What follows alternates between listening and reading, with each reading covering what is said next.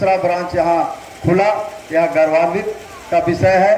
बहुत ही सराहनीय कदम हमारे जो भाई आनंद राज जी का यह जो सोच है कि भाई मैं कैसे यहाँ पे क्षेत्रों को विकसित करूँ, कैसे आगे ले जाऊँ।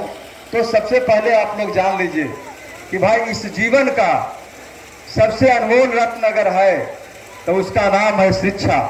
शिक्षा इस जीवन का ही अनमोल वह रत्न है जिसको कभी कोई भाई, कभी बंधु, कभी आपके पिता, आपके पुत्र बांट नहीं सकते हैं। और यही शिक्षा वह जो है कि जितना बांटिएगा उतना ही आगे बढ़िएगा।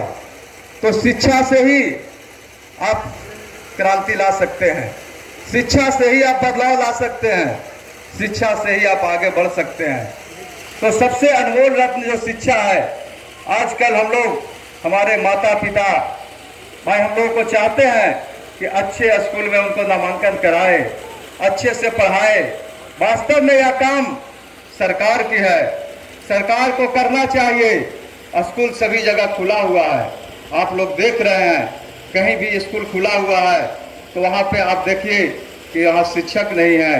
अगर शिक्षक है तो कहीं भवन नहीं है, और अगर है भी तो वो ईमानदारी पूर्वक, कहीं न कहीं ईमानदारी का जो कहावत है, मैं कैसे कहूँ, वह अपना कर्तव्य निर्वाह नहीं कर पा रहे हैं। आज लोग देख लीजिए कि प्राइवेटेशन जो आज निजीकरण हो रहा है, निजी शिक्षा के क्षेत्रों में विद्यालय खोल रहे हैं।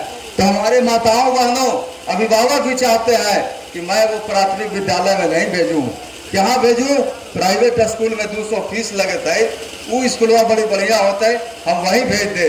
लेकिन आप जान लीजिए यहाँ पे आप डायरेक्ट 200 रुपया दे के पढ़ाते हैं तो लगता है कि ये मेरा खून पसीना का 2 रुपया दिया हुआ है।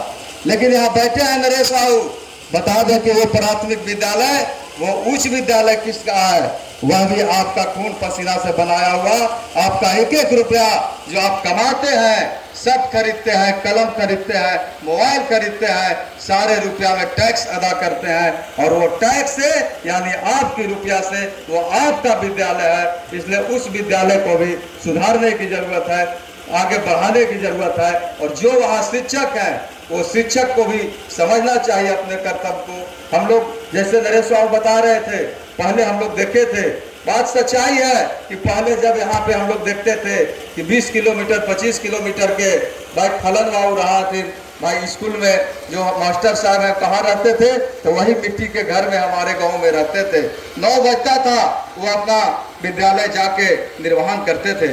लेकिन आज हमारे ही बीच के भाई बंधु, हमारे टीचर हैं, शिक्षा मित्र में है, हमारे बेटा, हमारा भाई, हमारे पिता, लेकिन वो क्या है, 10 बजे विद्यालय जाना है तो 10:30 बजे जाएंगे कि जरा हवा ही खेतवा जोतवा के तो जय भाई, यानी कहीं न कहीं अपने वो कर्तव्य से भाग रहे हैं, वो अपने निष्ठा से भाग रहे हैं। इसलिए ईमानदारी पूर्वक लोगों को क्रांति लाना है, आगे बढ़ना है, सोच को बदलना होगा।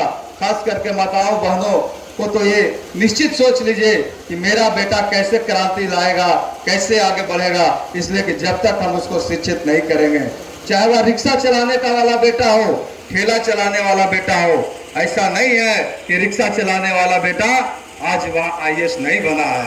बहुत से उदाहरण है, हमारे नरेश साहब बता रहे थे, हम लोग 20 बगल में हैं, श्री राम बिगा गुरुआ, बहुत भाई हम लोग जमींदार घर के बेटा तो नहीं है। जिस तरह से नरेश साहब बताए, वास्तव में हम लोगों का पेशा था, भाई पिताजी हमारे भी बैलगाड़ी हाँके हैं। बहुत से लोगों को ये बात गर्व से कहता हूँ हम लोग कि मेरे पिताजी 85 में मैट्रिक पास किए थे, हमारे घरों में भी बैलगाड़ी लोग चलाते थे। आज हमारे दादा कहाँ थे, हमारे पिता कहाँ हैं, आज उनका बेटा कहाँ है। नरेश बाबू जो बताए, इसको उतारने की जरूरत है, संकल्प लेने की जरूरत है। जिस क्षेत्र में आपको अगर मन लगे, लगन लगे, उस क्षेत्र को ईमानदारी पूर्वक से करना चाहिए। आगे बढ़ने के लिए आपको त्याग करना होगा। हम लोग आगे बढ़ जाते हैं, लेकिन अपने पीछे बचे हुए को कभी देखने नहीं जाते हैं, कभी ताकने नहीं चाहते हैं। अगर आगे बढ़ाना है, इस राष्ट्र को आगे ले जाना है, इस मथुरापुर को आगे ले जाना है, तो आज नरेश बाबू बनना पड़ेगा। कि नरेश बाबू जब अपने डिप्टी कमिश्नर बने तो आज 100 बच्चों को भी शिक्षा आकर देते हैं। तो ऐसे ऐसे जो भी भाई आनंद जी के इस लॉर्ड बुड्ढा से अगर कोई बने भाई पदाधिकारी बने, समाज सेवी बने, तो अपने पीछे आके उसको भाई जो विषय से अलग हट के उसका जो है व्यवहार रूपी उसका व्यवहार को भी बताना पड़ेगा। समाज में सुधार लाने की जरूरत होगा। आजकल एक होड़ हो गई है, पैसा कमाना है तो फॉर्च्यूनर ले लो, भाई स्कॉर्पियो ले लो। अगर कुछ ज़्यादा कमाया, हमारे साधारण परिवार के माता पिता हैं तो कहेंगे कि 1 बीघा खेत ले ले भाई, वो जमीनवा से हमारे बेटा के जिंदगी चल जाता है। लेकिन मैं ये कहना चाहता हूँ कि वह 1 बीघा खेत नहीं लीजिए, बल्कि अपना 1 बीघा खेत को बेच के अपने बेटे को पढ़ाइए, और वह बेटा जो है वो निश्चित 1 बीघा के जगह पे वो 5 बीघा खरीद देगा। जब वह आगे बढ़ेगा, जब वह शिक्षित हो जाएगा, तो निश्चित ही आपको विकास करने का काम करेगा। तो भाई आज यह जो लॉर्ड बुद्धा पब्लिक स्कूल खोला गया है, यहाँ पे युवाओं को, खास करके छात्र छात्राओं को गुणवत्तापूर्ण शिक्षा दिया जाएगा। और मैं आग्रह करूँगा आनंद राज जी से कि जिस तरह से भाई हमारे भाई बहुत से समाज में वैसे लोग हैं जिनको आज 200 रुपया भी फीस नहीं जुटता है। हम लोग को भी याद है कि गुरुआ नवज्योति शिशु में जाते थे, 100 में 75 लोग फीस देते हैं, 25 लोग यहाँ पे अभी भी रामचंद्र बाबू सरघाटी में चलाते हैं, 25 लोग समय पे नहीं देते हैं। तो बहुत से विद्यालय के भाई प्रधानाध्यापक जी चिट्ठी दे देते हैं कि